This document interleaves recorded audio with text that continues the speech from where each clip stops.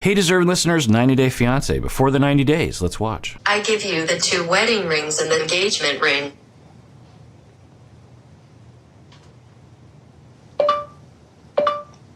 Oh, why don't you keep the rings and guard them safe until we can work out our differences? Mike, come on.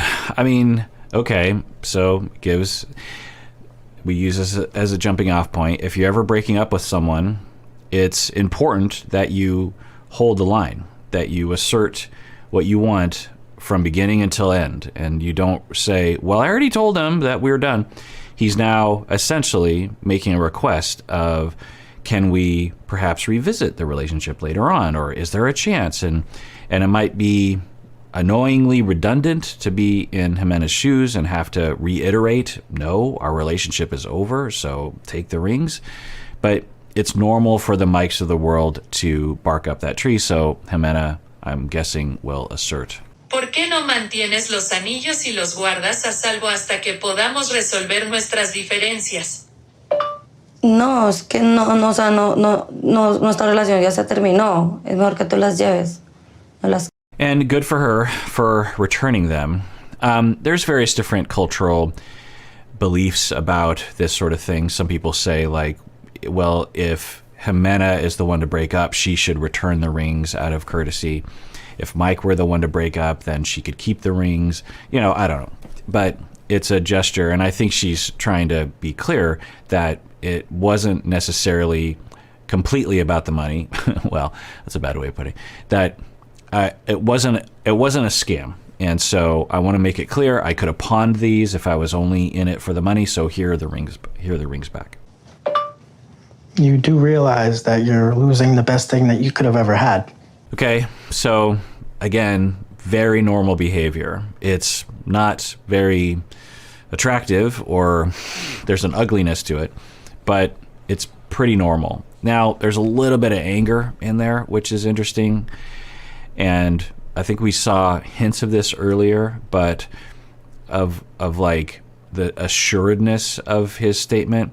But it's pretty normal for people in Mike's position to have a belief of, you're passing up a wonderful relationship. Now, he could be saying you're passing up money, essentially. You're passing up a green card and money and for your kids. And again, even that I would consider to be a normal impulse. It's an ugly impulse. It's an angry, hostile impulse, but it's not uncommon. If I were there, I would say, Mike, let's put that to rest. She says, keep the rings. Let's just move on. Do you have any? I've been a part of these conversations as a couples therapist, and so I might say, Mike, when you say that, what are you expecting her to say? What are you hoping that she will say? Because it puts her in a weird position, because I'm sure from her perspective, she will say, no, I did not pass up something great because I don't want to be with you. So you're either putting her in a bad position or you're putting yourself in a bad position. I understand you're upset. You might even be a little angry, but let's not go in those directions. Te das cuenta de que estás perdiendo lo mejor que podrías haber tenido. Lo mejor que pude haber tenido son mis hijos. Del resto no me importa. Okay, very diplomatic and caring response, because I'm guessing there was an impulse, or I would not have blamed her for her to say something like what I said earlier. It's like, I'm not passing up something great because I don't want to be with you. You're repulsive to me, so I'm not passing up anything. But she didn't say that, which is good. She's like, the most important thing to me are my kids. The best thing I could have had are my children. From the rest, I don't care. Throughout this 1.5-year relationship, I was able to keep you secure in a house so you weren't out on the street with you and your children. Yikes. So even if that were true, what are you wanting her to say, Mike?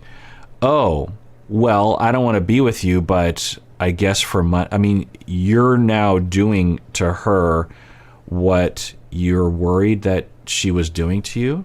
You know, his big worry is she was only in it for the money, and now he's making it all about money, which, you know, is, again, it's totally normal when it's not often that we see the breakup on camera. You know, think of Lisa and Usman. You know, so it just sort of happens off camera.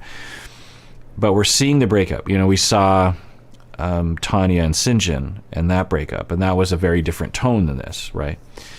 That was more mutual-ish, but anyway.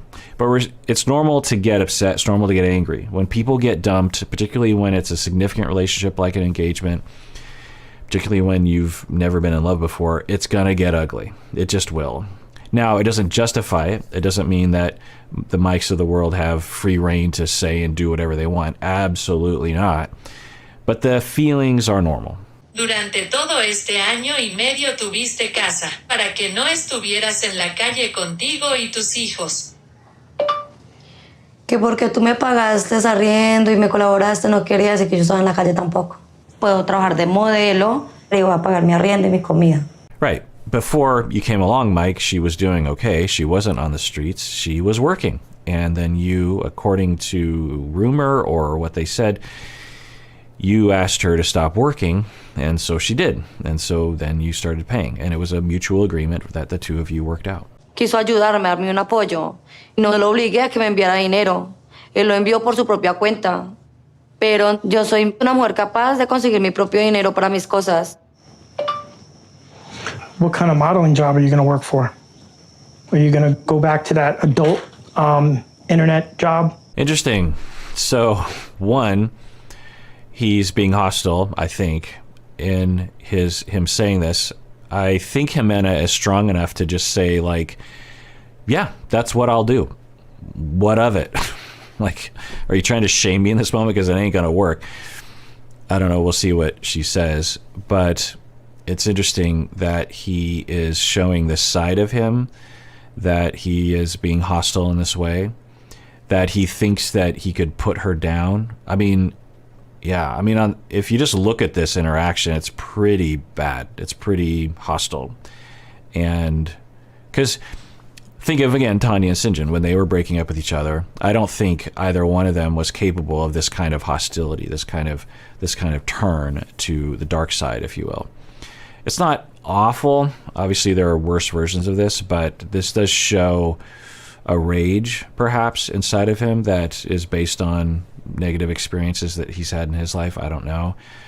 But again, the feelings are normal. The anger is normal. If you've ever been dumped, in all likelihood, you had impulses to strike back somehow. Just people will even have fantasies. People, clients of mine, not current clients, but clients I've had in the distant past, will have fantasies of physically harming their former partner, and will be shocked by it. They'll be like, I have these daydreams of doing something to my former partner. Is that okay? And so, we'll explore it. Do you have an intent? Have you done anything in that direction? Do you have a gun? This kind of thing.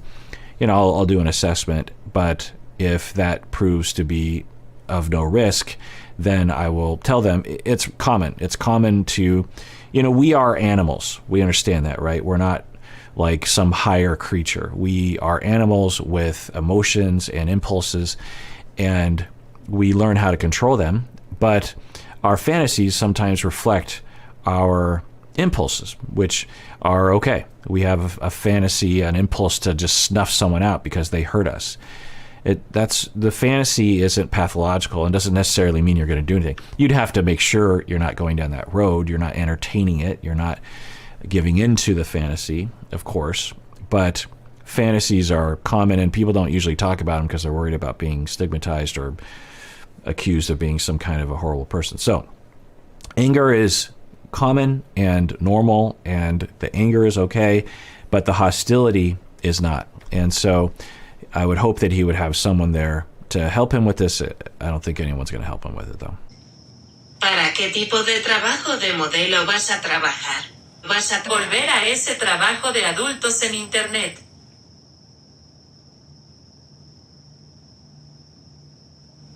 ¿Y qué pasa? Yeah, good. She's like, and what's wrong with that, pal? If anything, this show is upping my clout such that I'm going to make a lot more money on that platform now. So what? What are you saying? Oh no, people know about me on the internet and they'll pay money for me to interact with me. Oh no, that'll be horrible. Thanks for mentioning it. You know, that's the other thing. I don't know if that's how she feels, but the other thing is that the fact that the producers left this in, because they must have known that that's how they met, but they haven't mentioned it, right? They haven't mentioned it yet. And that's a pretty interesting detail, right? Like how they met. So they obviously didn't want that to be included, but left this in, which I just wish the producers would leave stuff like this in, because it's the reality of the situation. There's nothing wrong with how they met. She was a internet person and he was a customer, and they met, and they started to develop a relationship. He asked her to stop working. She said, okay, fine, if you pay my bills. Totally normal, everything's fine. Like, why can't that be talked about? Con si estés trabajando.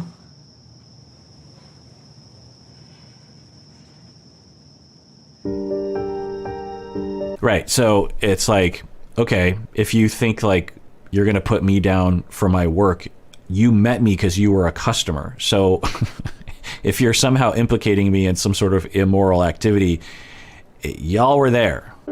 Ahí se siente un poco incómodo de que se supiera que yo lo había conocido por una página de modelo webcam, pero la verdad es que estaba siempre, todos los días estaba ahí. Y un día me dijo, salte, yo te ayudo. Y ya desde ahí comenzó a colaborarme. Interesting. So at one point he's like, I'll help you, give you money. And that was before, at least it sounded to me, before their romantic relationship began. So we could see a scenario where he starts to give her money as a customer and gives her extra money as a customer, which is fine and I think customary for some customers to do. And then we can imagine she starts to feel pressured to communicate more with him. Maybe she wants to communicate more with him, I don't know. And then he starts to say, hey, I want to be with you. I want to be with you. The family's there saying, you should probably, pursue this and see if, we could see that happening where she's only got like a little bit of motivation. And then she manages to cultivate that into the culmination of the engagement. But then once he left, it all came crashing down. That sounds like a possible narrative. I don't know.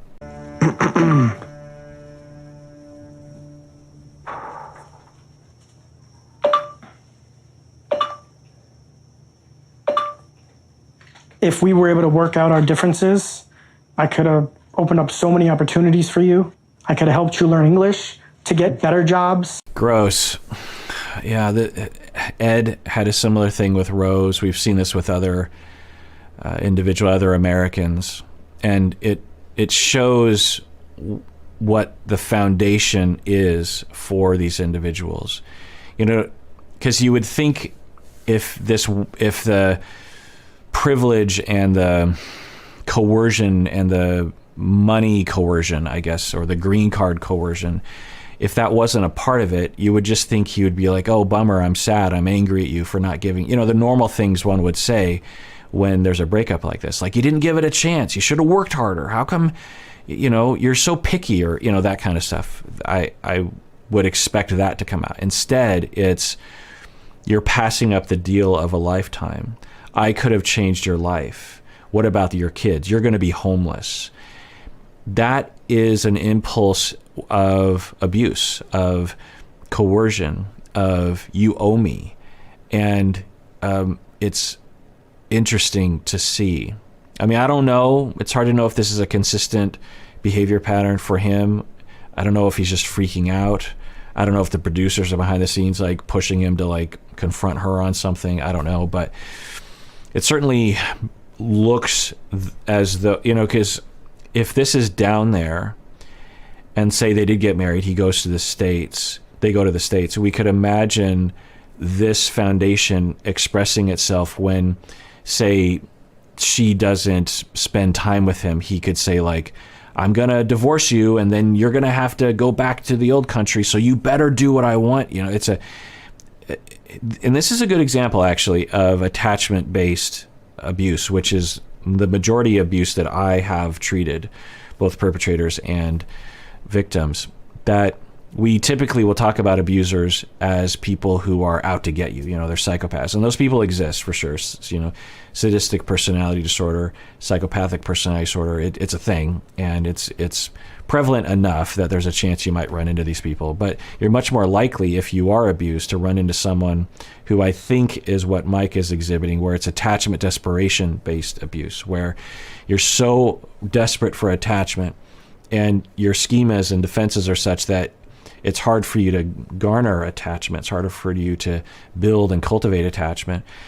And so you're often alone, and, you know, self-esteem issues. And so you're so desperate for attachment, you will resort to a lot of different things, including pressure, including finding someone who will depend on you financially, including being overly nice when you're not actually being sincere. We might be seeing that in this situation. New York? Yo nunca me quiero ir a vivir a Nueva York. Quiero estar en Colombia. I never want to go to live in New York. I want to be in Colombia. Why are you like this? Do you just want me out of your life forever? You don't even care? So this is more along the lines of what I would hope would happen. Those other statements were money coercion and abuse and a power play. This is more just common breakup talk of like, you know, you seem so cold to me. You're just breaking up with me. You're not even being compassionate about how this, you know, feels to me. You just want me out of your life. You know, that's a pretty common thing that will be said by the people who are being broken up with. ¿Por qué te gusta esto? ¿Me quieres fuera de tu vida para siempre? Ni siquiera te importa. Las cosas no se pueden dar. Si tú quieres, seremos amigos o enemigos, como tú quieras, pero simplemente no me nace estar más contigo. Es todo. It's good. She's holding the line. She's not escalating. She's not taking the bait. She's saying, look, if you want to be friends or enemies, it's up to you, but the relationship is over. So that's that. If you want to be friends, we can be friends. If you want to be enemies, we can be enemies. It's up to you. So she's exhibiting a lot of maturity and health in this situation. No sé cómo explicártelo de mil maneras, te lo he dicho, y tú no lo entiendes. Ya se acabó esta relación, no más. This only reinforces the fact that you were using me for money. Because right now you're cold and calculated. Again, that's normal as well. When you're being dumped, there's a temptation to say like, you're evil.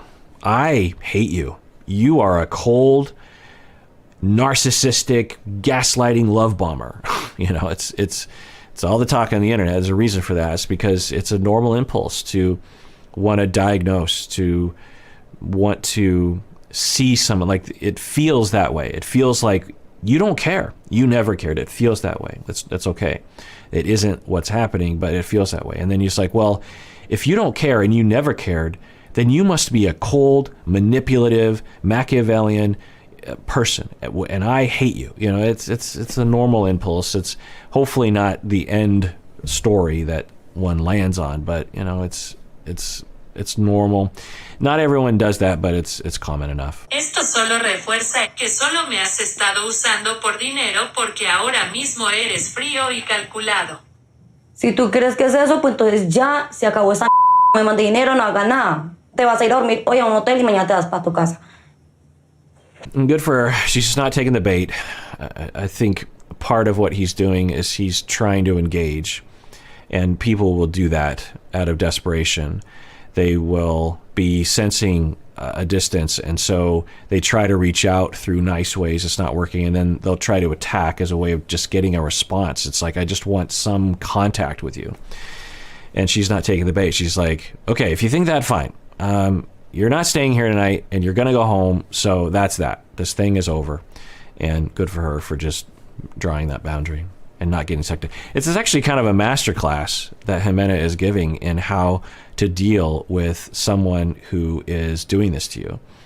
She's listening. She's responding. She's not escalating. She's not lying. She's just being upfront. And I mean, she could sprinkle on a little bit of care there. She's certainly he certainly doesn't deserve it in this moment, but if she wanted things to go a little better, or if she felt up for it, she could say, look, I was into you. I was, and I care about you, and I'm sorry that you're hurting, but this is over, and you're not going to, she could still absolutely draw that boundary while doing a little bit of damage control. But like I said, I don't know if he deserves it given the way that he was talking to her earlier. No. Sí. No. Sí. I have proof that I pay the rent in this house, so I'm not leaving. Wow. Wow. Wow. Wow. So this kind of rewrites the whole story of Mike. This one thing that he just did right now. Because, I've been saying, it's like, it's coercion, pretty strong. But this is interesting. So she's saying, get out of my house. And he says, I have proof that I'm paying rent, and so I'm not going anywhere. Wow. Wow. So logically, okay, you're paying rent, all right. But she says multiple times, I'm done with you, get out of my house. And he's like, no, I'm not going to do it. That's not happening. That's scary. I have worked with a lot of victims and perpetrators of intimate partner aggression, and this is one of the hallmarks. When I see this, I'm like, oh, because a lot of us are capable of anger. All of us are capable of anger. A lot of us are capable of being hostile. Maybe all of us are capable of being hostile. Not all of us are capable of this. If someone says, you're not staying, she didn't say get out now in this second. She says, you're not staying here tonight. And then he says, no, you're going to deal with me. And I have the power, the monetary, the physical, whatever, the intimidation power, and you are going to deal with me, which is an interesting show of what he believes is okay. Because most people in this situation, they might cry, they might run out, they might get more angry, they might withdraw, but this reaction shows something, I think, about what's below the surface and what she would be in for if she actually were with him in a relationship. De esta casa, así que no me voy. ¿Y a mí qué me importa? No más, no más, no más. I have work in the morning. Tengo trabajo por la mañana. No importa un culo. No. No más. Te vas hoy. Me cansé de que me esté criticando y me esté echando toda la mar... And honestly, thank God the cameras are there, and the producers and everyone else, because if they weren't, I would worry about Ximena. So in this moment, she's like, no, you're leaving, I don't care, get out, you're leaving. And if the cameras weren't there, I would wonder, but since they are, I'm guessing that mitigates the potential chance of aggression and power and control and coercion. Todo lo que me hago en caro, parce. Te vas hoy. Te vas.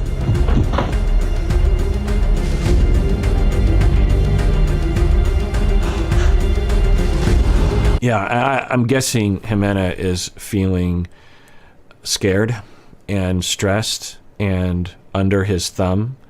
And abusers know this. They know that it's hard and maybe impossible to get someone to, get out of my house. And so once they're in, this is why with Danielle and Muhammad, when Danielle was seemingly stalking him and they were fighting and she went to his hotel room and they were talking and she says, can I come in? I was like, no, do not let her into your hotel room, because once they're inside, the abuser will use that against you. It's hard to get them out. It's easier to keep them out than it is to get them out. So you always want to think about that. You always want to think like, what if they become stubborn and won't leave? Well, then I have no recourse. I mean, do I call the police? What do I do? Plus they could hurt me, right? Once they're inside. So if I keep them outside, then I can go behind. Always think about that with abusers. Always don't let them in your car. Don't let them in your house. Don't let them in your apartment, don't let them in your hotel room, don't let them in your office, at work or something. Always, if you have a choice, keep them out so that you can go behind that barrier if things get scary. You okay?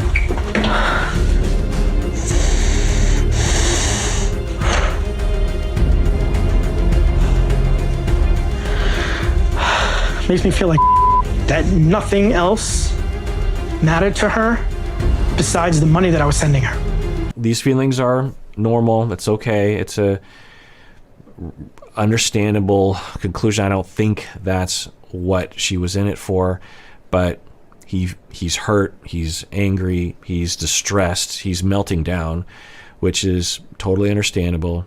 And if I were there, I'd be like, let's get out of the house. Let's go to the hotel. You can't pressure her. You understand? It's okay to be upset, but you need to stop with the pressuring. You need to stop with the coercion. And I know you're not meaning it this way, but it's coming across as abusive, and it has to stop. I've been with Mikes in this scenario, and if I have a good enough relationship with them, I can talk them down, and I can actually, in the moment, say, this is part of the reason why things don't work out for you. The impulses you have, I know where they come from. They come from relational traumas and modeling that you saw coercion and this kind of stuff happening. But these are the places in your mind that we have to combat. It's okay to be angry. It's okay to be hurt. It's okay to have a meltdown. But what you're resorting to solve that problem is not okay. For all I care, she can be a freaking adult entertainment model for all I care. She's a mean, evil, cold bitch. So, yeah, I mean, he's using the B word, which is, in the abusive category. But the anger, when we've been dumped, all of us have had, if it was a big enough dumpage, if it was a big enough breakup, we've all had these thoughts. Maybe not the B word, but we've all been like, oh, like, they don't even care about me. Like, they treated me like crap this whole time, even though they didn't really. And these feelings are normal.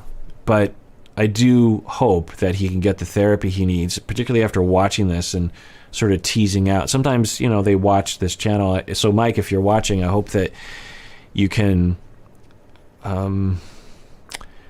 recover from whatever relational traumas you've been through, such that you have more self-confidence and can maybe date people that are in your town, people that you don't perceive as having less power than you. There's a chance, Mike, that if you really dig down deep, you might have been attracted, maybe even unconsciously, to Ximena based on your perception that you had more power over her, because you believe that you can't actually, no one will ever love you if you don't actually have power, if you don't have leverage over someone. But you are a good person deep down. You've done some bad things, but you are a good person, and you can be loved for who you are.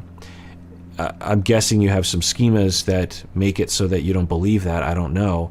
But until you work on that and recover and heal from that, it's going to be hard to approach a romantic relationship without either having extreme insecurity or secretly or unconsciously looking for some kind of leverage over someone, and then utilizing that leverage to attain attachment that you deserve. Also, I would hope that you would look at the sort of lessons you've learned from people around you, or maybe in your childhood, that tells you that this sort of behavior is okay.